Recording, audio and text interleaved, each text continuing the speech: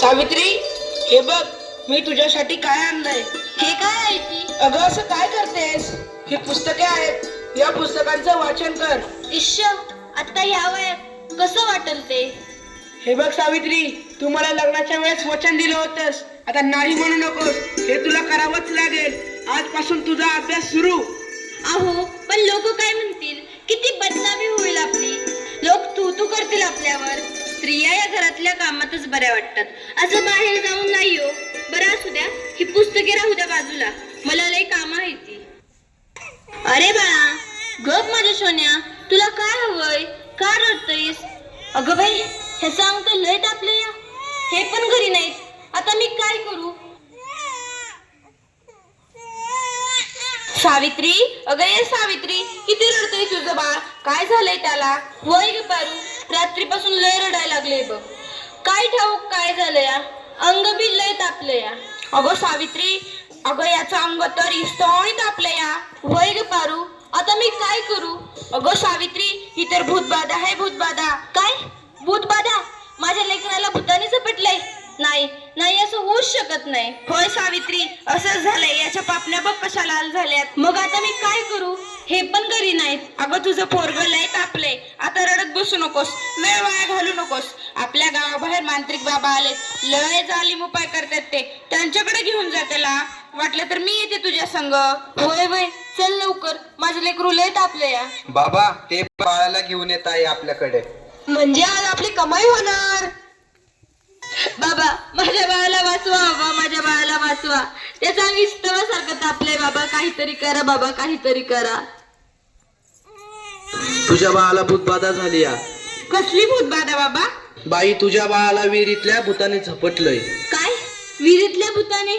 मग काहीतरी उपाय सुचवा बाबा, मी माझ्या बाळासाठी काय पण करीन. बाई, तू काळजी करू नकोस, बाबांवर विश्वास ठेव, सगळं काही चांगलं होईल. थोडा धीर धर. कसा धीर धरू बाबा, कसा धीर धरू? तुला तुझ्या बाळासाठी बळी द्यावा लागेल, म्हणजे तुला एक बकऱ्याचा नैवेद्य द्यावा लागेल. ठीक आहे बाबा, मी माझ्या बाळासाठी वाटतेन ते करेन, पण माझं बाळ वाचलं पाहिजे. माझ्या बाळाला वाचवा बाबा. बाई, तुला काय करायची गरज नाही, तू फक्त पैसे दे, नैवेद्य आम्ही करू. ठीक आहे बाबा, मी वाटेल तेवढं पैसे देईन, पण माझं बाळ वाचलं पाहिजे. हे घे अंगारा, दिवसातनं 2 वेळेस लावत जा बाळाला. बाबा की जय हो, बाबा की जय हो, बाबा मोले, बाबा मोले. पण कसं काही ताप कमी नाही झाला? काल बाबाकडे जाऊन पण काय बी फरक पडला नाही. अगं किती रडतोय तो, तुला किती वेळा सांगितलंय त्याला दवाखान्यात घेऊन जा म्हणून, पण तू काय माझं ऐकू नकोस. अहो ऐका ना, चिडू नका, जरा बघा ना हातात घेऊन. याचा ताप कायच कमी नाही झाला. जरा बघा ना याला काय झालंय ते. त्यावेळी तुला किती वेळा सांगितलं की घरात प्रसूती करू नकोस म्हणून. अशा वेळी एका आईचं आणि बाळाचं दवाखान्यात असणं किती महत्वाचं असतं, माहित आहे का तुला? अहो, पण पुरुषाच्या हातून प्रसूती करताना लाज वाटते. कसं वाटतं ते? त्यावेळेस दवाखान्यात कुठल्या महिला डॉक्टर पण नव्हत्या, मी कशी करणार होते प्रसूती? अगं याचं अंतर तव्यासारखं दापलंय, अशी कशी गाफील असतेस तू? अहो, मग काहीतरी करा ना. दादा, लवकर जाऊन वैद्यांना बोलव. काय करतेस तू? मी याला देवाचा अंगारा लावतीये. बस कर सावित्री, हा सर्व अंधविश्वास असतो. अहो, जरा विश्वास ठेवा.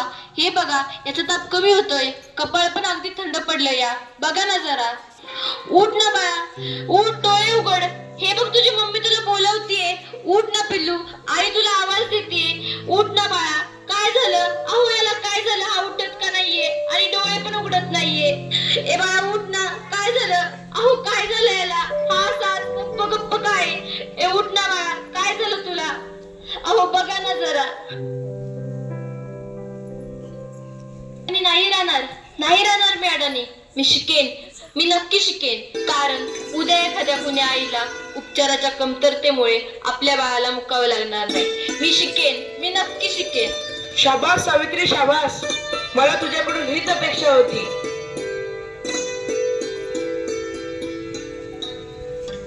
अगं बाई, मला माहितीच नव्हतं सूर्य हा पृथ्वीच्या गोल फिरतो. अगं, सूर्य पृथ्वीच्या गोल फिरत नाही, पृथ्वी सूर्याभोवती फिरते, समजलं? चल गावंढळ. तुम्ही मला सारखं गावंढळ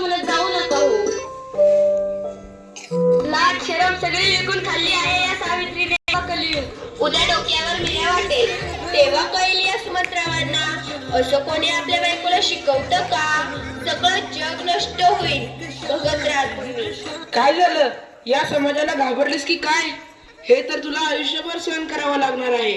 नाही, मला आता कोणी काही म्हणू दे, मी आता मागे हटणार नाही. मी शिकेन, मी नक्की शिकेन. मग चल माझ्या बरोबर. पोस्टमन, सुमंतरावांचं घर हेच आहे का? तुमची दिल्लीहून तार आलीये. सावित्री, तुला दिल्लीवरून तार आलीये. तुला दिल्लीला जावं लागेल. तुला दिल्लीला पुरस्कारासाठी बोलवलंय. तुझा सत्कार होणार आहे. काय? आज हे फक्त तुमच्यामुळे शक्य झालं, नाहीतर मी एकटी काहीच करू शकले नसते. Congratulations, keep it up. महिलांचा सन्मान वाढवला तुम्ही. आज माझ्या हातात ही डॉक्टरकीची पदवी नसून उद्याच्या त्या सोनेरी क्षणाची चावी आहे, ज्याच्यावर आजपर्यंत फक्त अंधविश्वास व नकारवक्तेचे कुलूप लागले होते. माझ्या देशात अशा अनेक महिला आहेत ज्यांची स्वप्न चुलीच्या धुरात हरवून गेली आहेत. मला असं वाटतं ही स्वप्नांची पतंग खुल्या आकाशात उडावी आणि प्रत्येक घरात सुमंतराव असावे, कारण हे या पतंगाच्या दोऱ्याला कधीच कापू देऊ नये. हे करणं खूप अवघड तर आहेच, पण अशक्यही नाही. सावित्री, चुकलं माझं, मला माफ कर. मी तुला नाही ते बोलले. तू आज शिकून समाजाला धडा शिकवलास. आम्ही काय आडाणी त्या आडाणीच राहिलो. आता आम्ही पण शिकणार. खरं सावित्री, चुकलं आमचं, माफ करा आम्हाला.